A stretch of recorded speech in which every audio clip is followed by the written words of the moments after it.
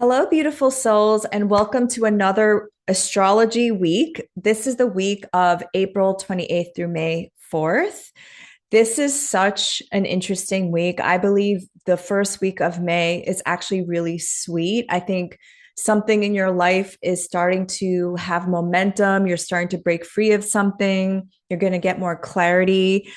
But before we begin, I just wanted to reintroduce myself because there's a lot of new people on here and I'm so grateful. My name is Laura Chung. I am a Western tropical astrologer and I use the whole sign house system. And yeah, there's a lot to talk about. I'm really excited to be here.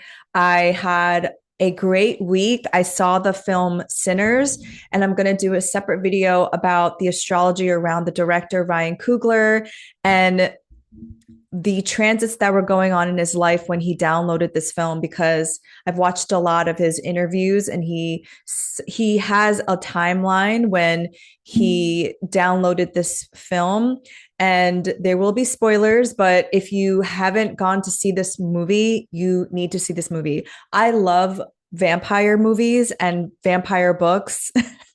Vampire lore. So I was already interested in seeing this movie, but then a couple of my friends recommended that I see it because of all the spiritual symbolism in it. And yeah, like it's probably the best movie I've seen since Barbie.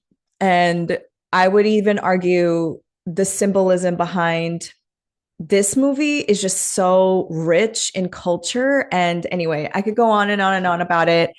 But before I do, speaking of spiritual symbolism, I am doing a book club with my dear friend, Anita Kopacz, who's an author and spiritual teacher and guide. The book is The Wind on Her Tongue.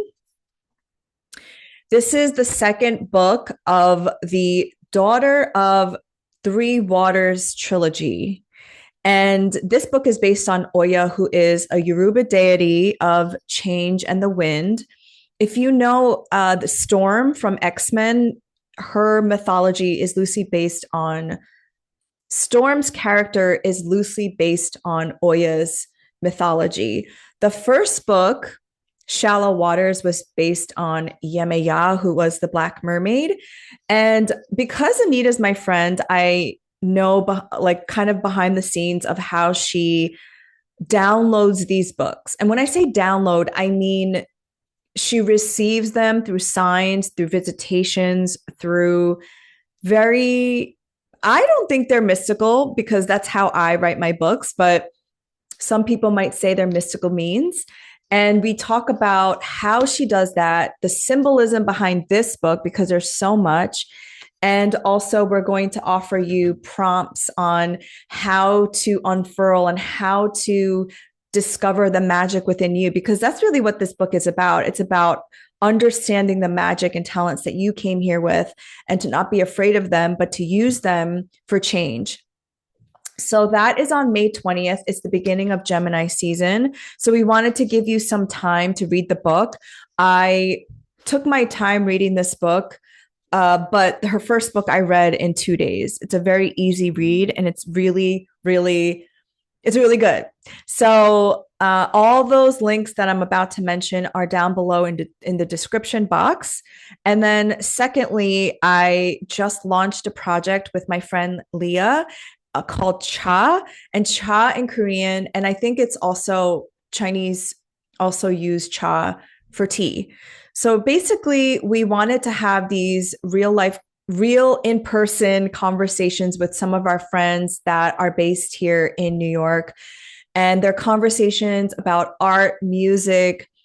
And we were inspired by Nina Simone's quote, "The artist should reflect the times." And so we talk about how we want to co-create a new world, a new reality with world building, using our imagination and our dreams, but also really focusing on how everybody has their own role. You can only do the thing that you came here to do. And so how did some of these people know that? How did they know that this was their purpose? And this is a question I get asked a lot. What is my purpose? What am I meant to do here? And I think that is the ultimate heroine's journey, right? It's all about going on this journey towards self-discovery, self-realization by experiencing life. And I think that's how I figured it out, was just doing things that I was attracted to, doing things that gave me excitement and energy. And it was, things that I wanted to talk about and not even get paid for. Getting paid and doing the thing that you love to do is truly a place. It's like when things start to flow, when your life starts to flow, and when things just become easy. And I think that's the whole journey of why we're here, is to remember those talents and to unlearn the things that we have inherited, both good and bad, right? The ancestral trauma, but also the ancestral wisdom. So if you're interested in any of those things, please check it out. The easiest way you can support me and this channel, because I offer this information for free 99, is to subscribe, is to like, is to share, is to support in any way you can. So like I mentioned in the beginning, the astrology of this week is, I feel it's sweet, especially since coming off of 5 months of retrogrades and eclipses and spicy astrology. But all of that energy was meant for us to truly break free of something that has been holding us back. And we've had 3 Mars-Pluto oppositions since November. The first one was November 3rd between Cancer and Capricorn at the anaretic degree, at the 29th degree. And that was right before the election here in the United States. And then the second one was January 3rd of this year in the signs of Leo and Aquarius. I was going to say Pluto. That is when Pluto finally moved into Aquarius on November 19th and on its 20-year transformative journey. Pluto leaves Aquarius in 2045. So I'm going to be 60 something. So it's a whole transformative journey that's going to be long and impactful for our Aquarius house. So the last opposition was on April 26th. And then the very next day, we had a new moon in Taurus. And so that opposition went exact on the 26th. So it's embedded in the new moon chart, but it's a separating opposition, meaning that because Mars moves faster in the sky than Pluto, it is separating from the opposition. So it's not as tense. I would say a Mars-Pluto opposition is really tense, like 3 days before the actual opposition. So you must have felt this like midweek of last week, that tension that's building, right? And I mean, we saw it in the news with protests again, with student encampments, with yesterday, my sister and I were driving to go hiking. We saw a car fire that's very Mars Pluto, with Mars being in a fire sign. There's fires now in Cape Town, South Africa. So I hate to forecast and predict news like this, but it is in the signature of this Mars and Pluto opposition. It doesn't have to be so violent and abusive.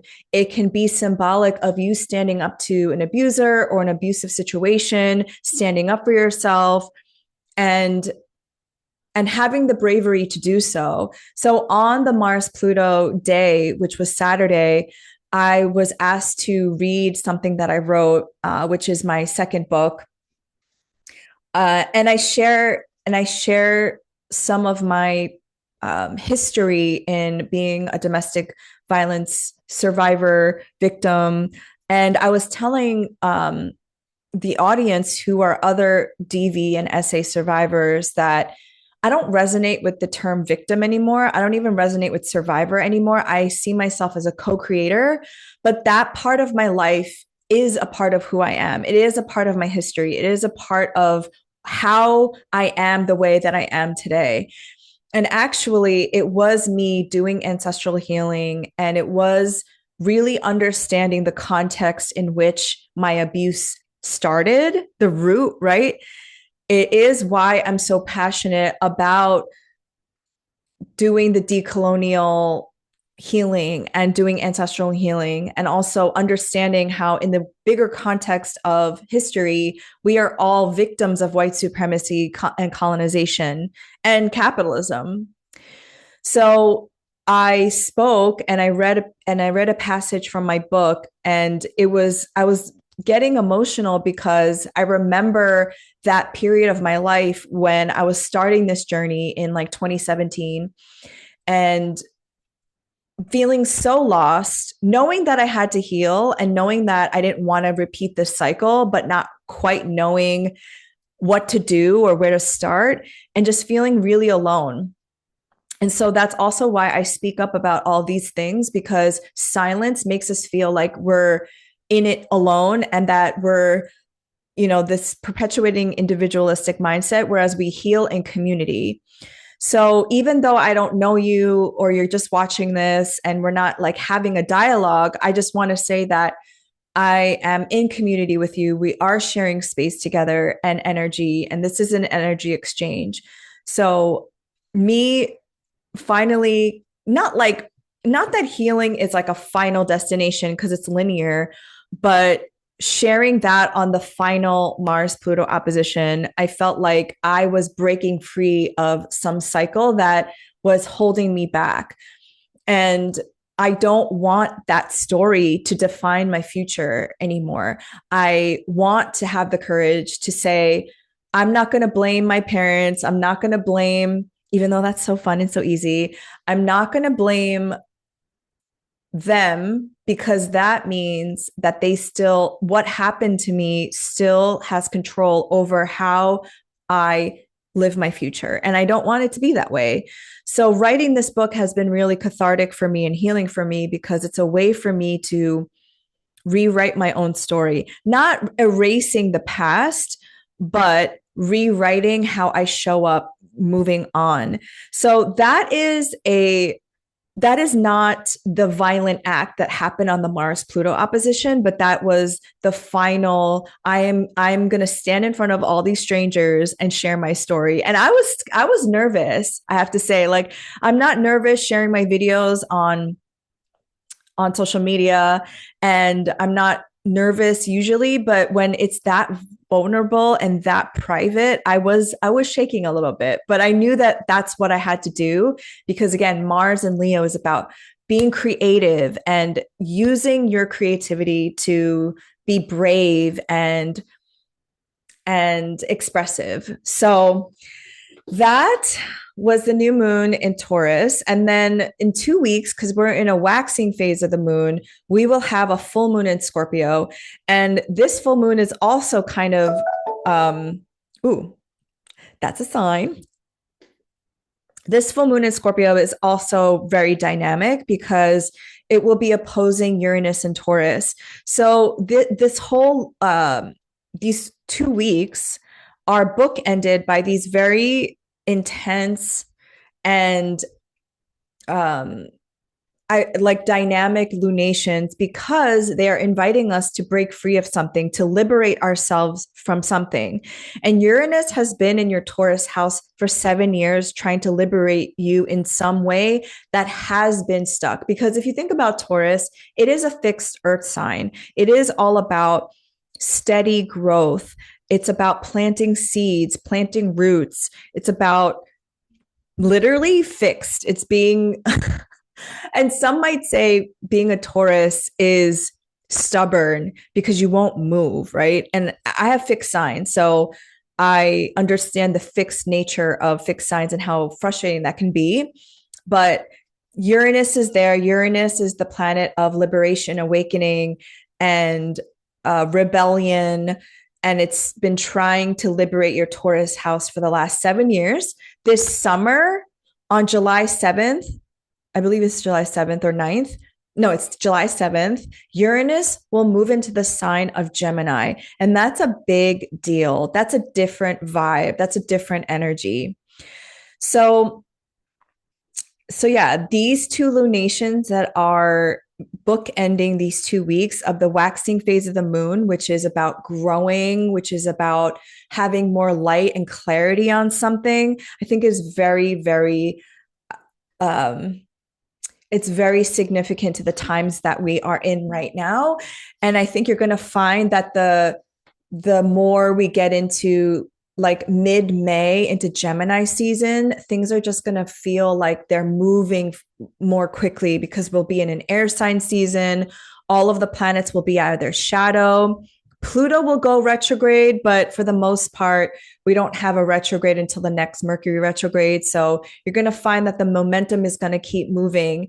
And we have collectively been in a hangman energy since December. And it's literally every client that I've been seeing since December has been saying the same thing. Nothing in my life feels like it's moving forward. Everything feels stuck. And that is by design. And that is an invitation from the universe saying, you need to sit with all of this in you. And we're going to halt everything in the 3D physical reality so that you can be honest with yourself of how you feel. Not doing things because you think it's the right thing to do, or not doing things because, you know, you allow your logical mind to take over. It's really sitting with, and this is such a Taurus embodiment thing, like, how do I really feel about this? Is this something I truly desire? Is this something that I want to pour my energy into? Are these people the people that I want to co-create with? Is this the energy that I want to embody? Because everything in this universe is energetic. And if you've watched the movie Sinners, which I'm like, I keep thinking about the symbolism in that movie. It's about vampires, obviously, but everything in this universe works on permissions. So you have to invite the energy in through consent, through invitation. And so just be very mindful and discerning of what energies you are allowing in and what you are working with, because you don't want to, because we don't have all the time in the world for everything. We cannot possibly be involved in everything that we want to. And so you want to really be mindful of the energy that you're pouring in, the focus, what you focus on expands. That's how we manifest. So again, we started this week off in the energy of a new moon. And then we're going to end in 2 weeks with a full moon. And so you really want to be mindful of what you're paying attention to, what you're feeding yourself, what content you're listening to or watching, and just see like what manifests in the next 2 weeks. Of course, like manifestation doesn't just week on a 2 week cycle, right? It's really about timing and divine timing. So getting into the astrology, on April 30th, Venus will re-enter the sign of Aries. And this will bring you back to, I want to say, is this March that Venus entered Aries? Oh no, it was February when Venus entered Aries on February 4th. So this will bring you back to February 4th when Venus first ingressed into the sign of Aries. Now, Venus is in Mars's sign of Aries, which is said to be in its debilitation. But I personally really like Venus in Aries because all of that Pisces energy made a lot of people feel like swimming in the nothingness. And maybe you just felt really confused because we had a stellium of planets in the sign of Pisces. But again, that was meant to be that stellium in Pisces was meant to be used to sit with how you feel about things, like being honest with yourself, and also dreaming and imagination. And I remember weeks in February and March and April where I was like, use this energy to imagine, to be delusional, to be delulu, to dream of another, like the reality that you want to live in. And so now the energy is shifting drastically with Venus moving into a cardinal fire sign. This is about taking action on your desires. Venus in Aries is a little bit more independent. It wants to do its own thing. It's very individual minded because Aries is the sign of I am and the warrior and the pioneer. But I think this is it's a great shift in us taking action. And on the same day, the moon will enter Gemini, which is a more social sign. Gemini is about curiosity and asking questions. So I think April 30th is going to be a really great day to start taking action on the things that you've been kind of like sitting on the back burner, maybe. You might even just feel called to share something or do something. On May 1st, the moon will enter Cancer. So I also think that if you missed your opportunity to set intentions on the new moon in Taurus, the moon in Cancer is also a great day because the moon is in its domicile in Cancer. And also some people like setting intentions when you can see a little bit of light in the moon, like the crescent phase. So I'm marking that May 1st as another good day to set intentions. On May 2nd, Mars will be in its post-shadow phase. Finally, the retrograde officially ends because Mars will be moving past 6 degrees of Leo.